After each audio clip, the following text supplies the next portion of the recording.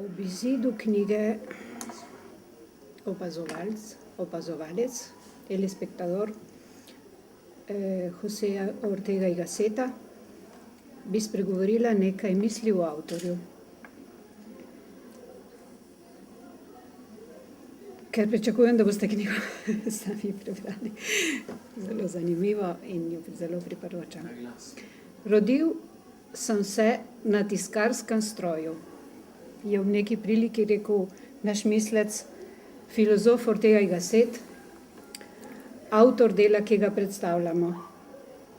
Njegova mati je pripadala družini, ki je bila lastnica madridskega dnevnika El Imparcial, njegov oče José Ortega Munilla, pa novinar in njegov direktor.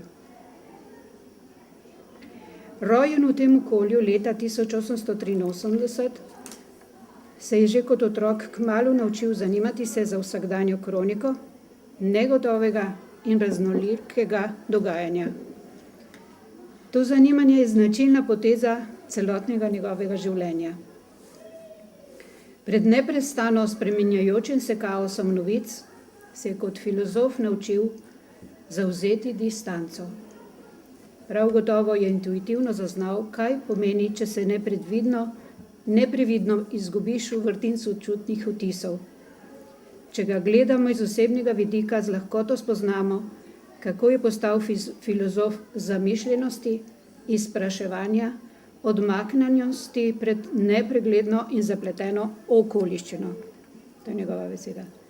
Jaz sem jaz in moja okoliščina je eden od njegovih temeljnih stavkov. Naš filozof je nastal iz spleta spontane in napete ekstrovertiranosti, ki ga je vlekla k svetu, in prostovoljne, namerne introvertiranosti, ki ga je nagnila k razmisleku, a ne zato, da bi tistemu svetu obrnil hrbet z iskanjem samote samim seboj, ampak da bi se vrnil k njemu z razumevanjem, ustvarjalnostjo in usmerjevalno močjo. Tako bo lahko iz osebne situacije doživel, kako je prav ta ritem kontemplativne obrnjenosti navznoter in aktivne usmerjenosti navzven v svet temeljna značilnost človeka. Situacija njegove družine v središču Španije nam pojasni, zakaj je njegov način izražanja dobil obliko literarnega eseja, namenjenega širokemu občinstvu, in lahko ga upravičeno imamo za edinstvenega, vrhunskega, prvega filozofa, novinarja.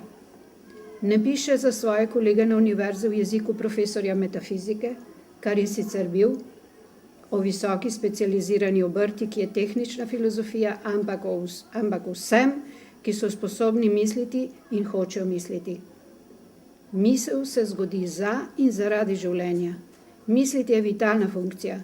Ortega se zavzema, da bi oblikoval in vodil neko plast španskih intelektualcev, ki bi omogočila Španiji dati svoj prispevek evropski misli in zgodovini neposredne prihodnosti. Občudovanja vreden je na primer njegov zares preroški pogled na to, čemur danes pravimo Evropska unija. Še nek pomemben faktor bo zaznamoval v njem to poslanstvo, nacionalni faktor vrhunskega pomena. Katastrofa leta 1889, ki se zgodi, ko mu je 15 let. Dogodek ga prizadene v njegovem najobčutljivejšem obdobju. Njegova generacija je zaznamovana poznavanjem bolečine, pesimizma, razrvanosti in obupa, krize torej, ki je sledila po porazu, ko je zaradi mirovne pariške pogodbe morala Španija prenehati biti kolonialna velesila. V tej situaciji začnejo najboljši intelektualci razglabljati o vzrokih, ki so pripeljali do tega stanja. Pío Baroja uteleša v svojih novelah protest proti socialni nepravičnosti, zgodovinski zaostalosti, absurdni strukturi socialnega in političnega nacionalnega življenja, genialni Unamuno, ki ga pa je globoko zaznamovalo mistično teženje k nevidnemu in večnemu, odkriva v lastni notranjosti odrešujoče intenzivno človeške vrednote španskega misticizma.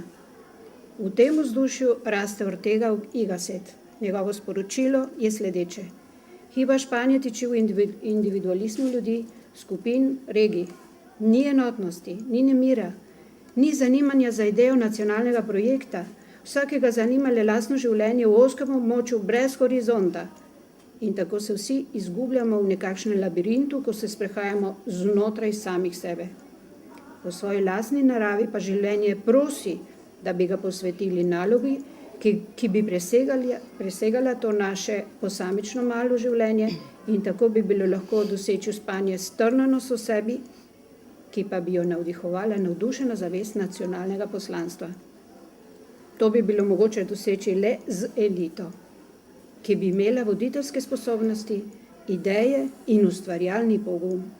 Elita, ki bi prebudila maso, jo združila, usmerjala preporod. Rojen sredi krize se zavestno zavzema, da bi ustvaril novo intelektualno generacijo z občutkom sočutja in solidarnosti do opešenega naroda, ki pa potrebuje pravo spodbudo, da se prerodi. Končani srednji šoli pri jezuitih v Malagi je študiral filozofijo na glavni madridski univerzi, z 22 leti doktoriral, še prej pa začel objavljati in je takoj vzbudil pozornost velikega Unamuna. Ortega ga je občudoval in častil, vendar pa sta se njuni poti kmalu ločili. Veliko bi lahko o tem povedali. Na primer, dejstvo je, da oba enako reagirata proti istemu svetu, ki je zreduciral življenje na racionalnost. Medtem ko Unamuno postavi življenje kot radikalno antitezo proti razumu, bo Ortega iskal v svoji filozofiji vitalnega razuma, raison vital, sintezo ali vpetost obeh.